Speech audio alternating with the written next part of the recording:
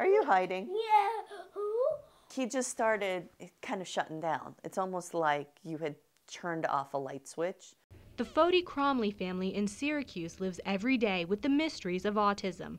They don't know why 4-year-old Eric is autistic, and they may never find out. Unfortunately, we do not have an identified cause for why a child is autistic. We know that there's some genetic link between that causes autism, but it's not only genetic. Autism affects over 800 families in central New York alone, and countless more across the country.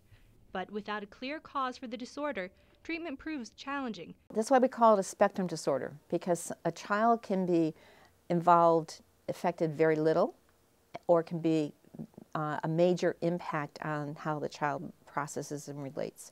According to the federal government, an estimated 1 in every 100 children has some form of autism. And while there's no definitive medical test, developmental evaluation centers use sensory playgrounds like this to help identify and treat the disorder. For Eric, a combination of the more traditional treatments, including physical therapy, occupational therapy, adding and taking away different kinds of food, and sleep solutions, have helped Eric and his family begin to manage his autism. He doesn't realize like you have to hold someone's hand because a car could hit you in the parking lot.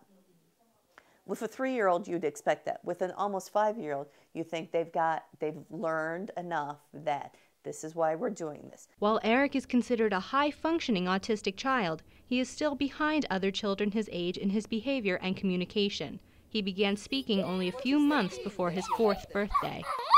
The main goal is to try to get him, even his age, to be, it's kind of like the whole thing of like your real age and your actual age. Yeah. You're trying to balance those two to be as close as possible.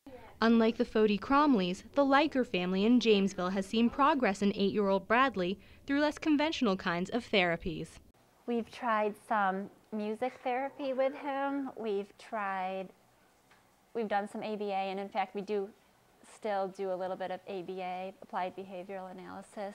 They've also looked at biomedical treatments, B12 injections, gluten-free diets, and speech therapy, the treatment that has been the most successful for Bradley. You know, he's gone from one-word utterances and, labeling pictures to being able to communicate his needs and wants to us and, speaking in sentences.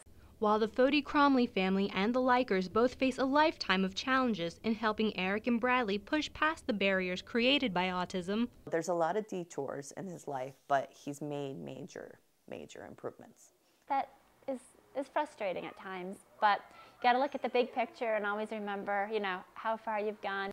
The ongoing development of treatment and research may one day make the everyday less of a struggle.